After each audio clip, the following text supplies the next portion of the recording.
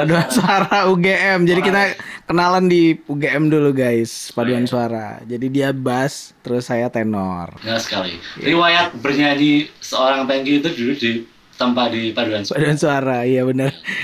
Dimulai dari situ. Sebelumnya drum band. Benar sekali. Apa namanya? Band.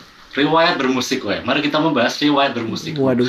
Kamu sangat multifungsi kan ya? Kamu bisa banyak alat musik itu karena riwayatmu bermusik juga dari dulu berpindah-pindah tempat. Nggak jelas sih. Silahkan dimulai cerita dari lahir. Cerita apa dari lahir?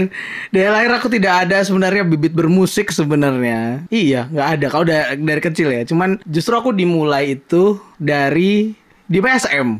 As a gitaris. Kalau yang sebelumnya malah drummer. PSM itu waktu mahasiswa. Kayak Paduan Suara mahasiswa UGM. Iya. Jadi waktu Tapi kan zaman itu kamu udah pintar gitar. Zaman SMA kamu sudah nyanyi sama Aji. Drum bandmu kapan? Tahun pertama kuliah kan?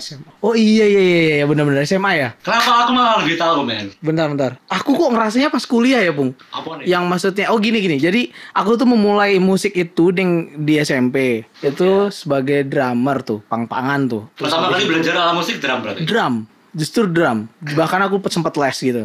Oh wow. Iya, sempat les. Terus aku mainlah band-band punk gitu awal-awal di SMP. SMA berkembang nih jadi band-band yang agak-agak emo gitu. Di situ aku bisa main gitar tapi belum jago. Aku bukan sekarang jago ya. Maksudnya nggak sebagus sekarang gitu, Bung. Tapi masih ala-ala gitu.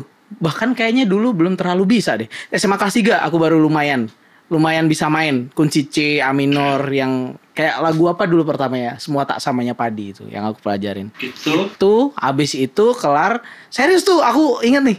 SMA baru pertama kali masuk ke UGM, habis itu ikut marching band, masuklah aku ke Paduan Suara. Nah, disitulah aku ketemu lagi sama Kiki Sol. Kiki Sol adalah teman SMA. Teman SMA aku yang kemudian seorang penyanyi dan kemudian ketemu lagi di Paduan Suara. Bukan Kikinya Felix, belum. Kikinya Felix. Oh, alah Kike. Kirain Kiki namanya unyu banget aku manggil. Aku main habis itu ke tempatnya Kiki Sol karena bapaknya Om Hotma ada acara dosen-dosen UGM gitu deh. Di mana waktu itu fakultas kedokteran gitu. Dan kemudian aku belajar gitar waktu SMA. Berarti itu aku ketemu kamu berarti kan masa kok kuliah ya? Apa ya belajar gitarnya? Serius. Pokoknya yang aku ingat aku ketemu kamu itu kan kamu tahun kedua kan? Tahun kedua kamu sudah bisa chord. Iya SMA berarti SMA. Kamu sudah bisa jazz-jazzan. Kamu sudah bisa agak-agak chromaticism. Telingamu sudah paham chromaticism dan kamu mengajariku. Aku tidak tahu itu. Kamu mengajariku gitaran kromatis ala-ala. Chromaticism itu main musik pakai bumbu nada kromatik, alias nada di luar tangga nada yang kita mainkan. Contoh sederhananya di piano, kalau kita main keys yang warna putih aja, itu tangga nada diatonik. Kalau main melibatkan sisipan-sisipan keys yang hitam, itu bisa dibilang kita udah menerapkan konsep chromaticism.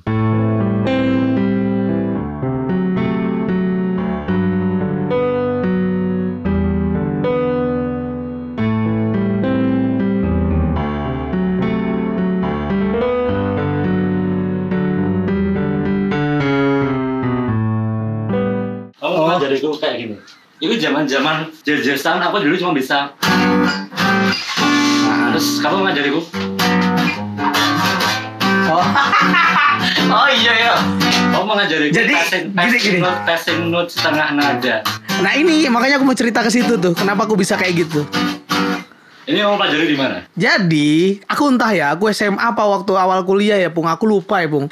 Intinya adalah aku main ke rumahnya Kiki Sol karena waktu itu ada si Kunto Aji. Kunto Aji itu kakak kelasku SMA. Kiki Sol satu angkatan sama Kunto Aji nih. Waktu itu main, terus dia kalau nggak salah ngubungin aku apa ya? Main yang kena dolan gitu. Oh iya, oke. Mainlah situ. Dengan kita sebenarnya pengen nongkrong Gojek gitu. Tiba-tiba ada gitar. Ku mainin lah itu. Dengan kondisi aku belum bisa kunci-kunci. Agak bisa sih, kayaknya udah bisa. Aku kayaknya udah agak bisa, cuman aku gak tahu apa itu gitu loh. Dan aku menggunakannya untuk main-main biasa sama Aji, sama Kiki.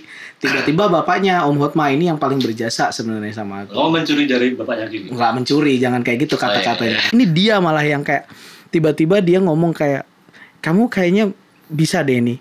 Bisa apa Om? Aku bilang gitu. Pokoknya mau gak belajar? kayak jazz gitu gitu. Saya. Ya mau lah om, aku bilang gitu. Tapi aku kan nggak ngerti ini. Emang om ngerti. Jadi bapaknya Kiki Sol pun, Om Hotma ini, dia tuh juga nggak ngerti teori secara pasti teori apa itu. Tapi dia memang benar-benar main pakai intuisi gitu lah. Secara telinga nyambung lah. Wah, ngeri banget dia. Dia emang jago sih. Itu yang paling berjasa sih. Aku nggak pernah lupa untuk selalu memberikan kredit buat beliau. Iya. Dan kemudian aku memberikan kredit Chromatism pertama kepada itu adalah dari Om Hotma itu. Iya. Jadi dia ngajarin aku Pung. Terus tiba-tiba didengerin lagu apa ya? Na itu judul apa sih? Itu. Girl from Ipanema. Itu aku disuruh nyari kuncinya. Bisa nggak ada yang kecolongan nih. Akhirnya dia kasih tahu ini kayak gini nih kuncinya. Kunci apa ini Om? Nggak tahu kunci apa. Yang penting itu kayak apa menuju ke situ gitu. Ajaibnya aku kok bisa nyambung sama Om Hotma ini waktu aku berlatih gitu loh, dengan bahasa yang aneh menurutku, nggak seperti orang kayak belajar yang lain gitu, kayak gimana enak kan? Menurutmu enak gimana? Jadi pada saat itu kan kalau kamu bisa belajar seperti itu pakai telinga, berarti pada saat itu telingamu sudah cukup berkembang ya. Itu maybe ya. Menurutmu itu perkembangan telingamu dalam mendeteksi nada dan sekitarnya itu sebelum-sebelumnya? Sebelum-sebelumnya sebenarnya iya. Sebenarnya jadi aku waktu drum pun di bandku yang emo itu, aku juga nyanyi Pung, dan aku bikin lagu. Tapi aku kan kuncinya masih biasa. Tapi aku tahu sebenarnya ya benar. Kayak intuisi nadanya tuh udah ngerti. Cuman nggak tahu harus diapain gitu. Nah, waktu ketemu Hotma akhirnya aku bisa ke arah ke situ, dan dia adalah pianis gitu. Terus abis itu yang kedua mind blowingnya adalah waktu aku manggung. Aku manggungnya kan bareng sama Dama tuh, Dama saksofon, ada Kunto Aji, ada adiknya Kiki Sol sama Om Hotma. Aku bukan jadi gitaris, jadi basis. Oke. Serius, itu kaget lagi aku. Kenapa om aku di basis? Karena ritmismu bagus, dia bilang. Aku suka kamu, feeling ritmismu tuh bagus. Itu terbentuk karena drummer gak? Setelah bertahun-tahun tuh aku berpikir mungkin karena aku awalnya drummer ya. Jadi aku dalam hal ritmis aku kebentuk di situ gitu Pung. Terus mungkin aku punya intuisi nada juga yang lumayan, jadinya bisa nyambung ke situ, jadilah ritm gitu. Udahlah di situ akhirnya aku ngembangin sendiri sambil kuliah. Malah jadi jalan hidup sampai sekarang sebagai seorang gitaris pop gitu. Gitaris dan nyanyi juga. Kunci yang kayak gitu. Sekarang kamu tahu nama-nama kunci yang mainkan nggak? Dikit. Pengki ini gitarannya, stylenya, kunci-kuncinya miring-miring. Jadi ya dia sukanya lagu biasa diubah chordnya. Ada lagi tuh sejarahnya kenapa miring-miring gitu. Karena gitarku sering putus senarnya. Kok iso? Jadi gitarku tuh sering banget putus tuh loh senarnya itu. Lanjut. Terus habis itu piye caranya ben enak ya tetap ya. Mainmu kan tidak kasar. Kenapa senarnya putus?